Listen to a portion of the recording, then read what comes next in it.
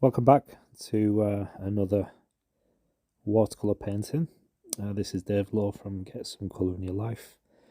I wanted to do something a little bit different this time, and I just wanted to run through a few of my materials that I use. These are just the handy go-to brushes that I normally have on hand. So you can see I've got a number one, a 1-inch hake brush, and then a couple of squirrel mops. You can see and then a smaller brush, which I use for finer details. And these mop brushes, although they've got quite a large brush, they do have a nice tip, so you can get those fine lines as well. So with this, I will be using my butcher's tray, as you can see. A number of different colours there, and these are Jackson's watercolour professional grade. And my paper today is actually 100% cotton, and this is the standard masking tape that I use. And I'll be using my this is my Winsor & Newton palette, so various different colours there.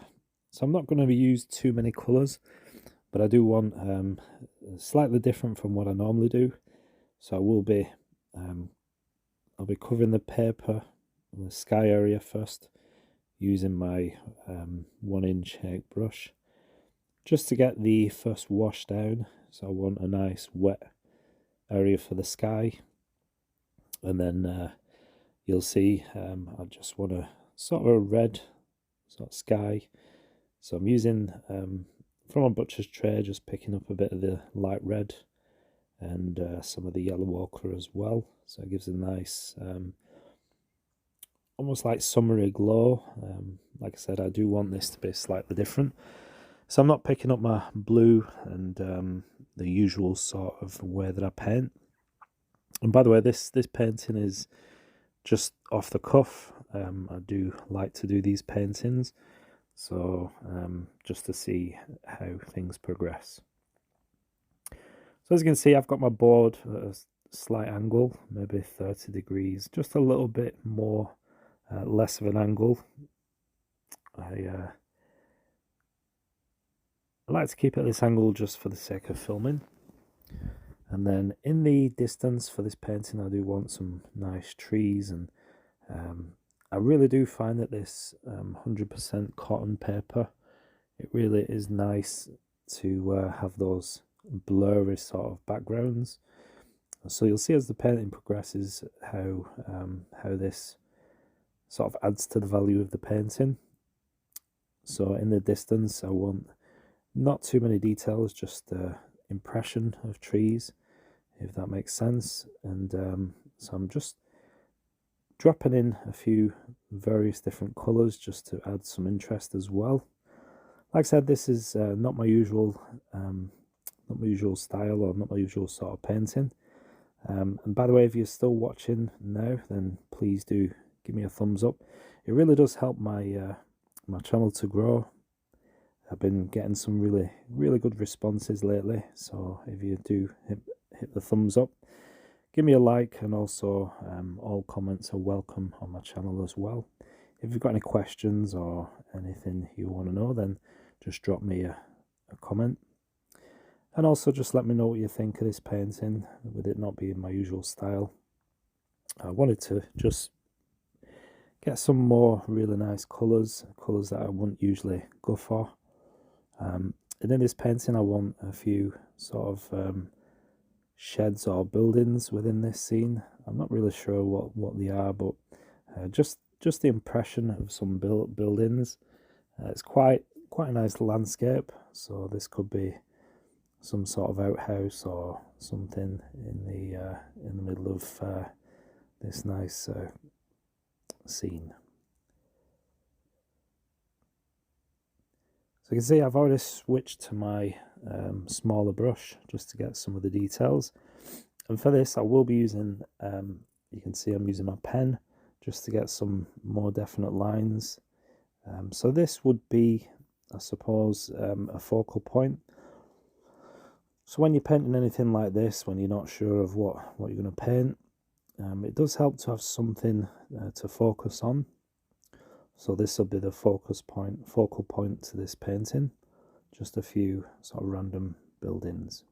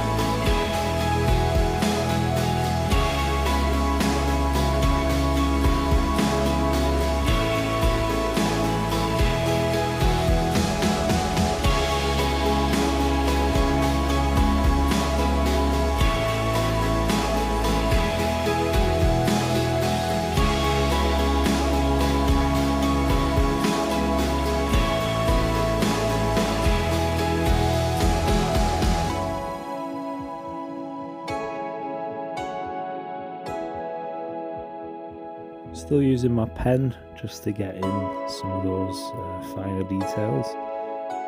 It really does help, and really do like using pen in watercolours, just to give more clarity, some more fine details and sharpness to any of the paintings. So these are just fineliners that I use, and it's good to use waterproof ink, so that if you do go over with another wash, then it's not going to disturb the pen at all. So it's permanent ink and it's waterproof, so they're really nice to use. And you can get these in sets. I've got a couple of sets with different size tips, so you can get the bolder lines and then the finer lines as well. So it really is a nicer complement to your paints, to your pigments, and just to clarify anything or make anything sharp in your painting that you want more attention to. So this scene, I did want to include some water. If you can tell, just on the bottom there is a bit of a lake or some sort of almost marshy land, and that's what I thought of when I started this painting. Just a bit of a wetland scene with some nice trees, and then you can see the effect of the background trees, the softness of them, almost out of focus. And then you've got some of the objects in the middle ground, like the trees and the buildings. They're a lot more clearer, so it does make a nice scene. It's nice to look at, and like I said, I wanted to use a few more colours than I normally do, colours that I wouldn't usually use. So I'm really sort of coming out of my comfort zone, and I think that's what it's about sometimes when you want to paint something. Just try something new. You can try all different techniques and different colours and different materials that you've maybe never used. Maybe you've got new brushes that you've yet to use. I certainly have. So that's what I'm trying to do here.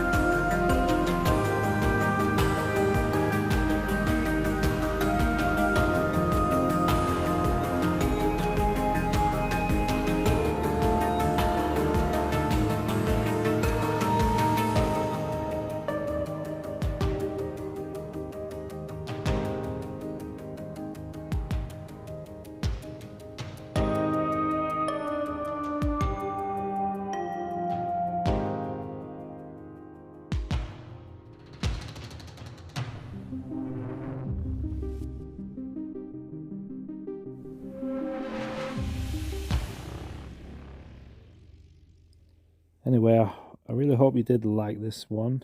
Hope you found something inspiring. Why not give something like this a go? Try some of those paints you've not used, or some of the brushes that you may have that you've not tried, and just have a little experiment. Have fun. Hope you like this one. Thanks for watching. Don't forget to give us a comment and give me a thumbs up. And that's it for this week, and I'll see you next week in the next video. Take care. Thanks for watching. Bye bye.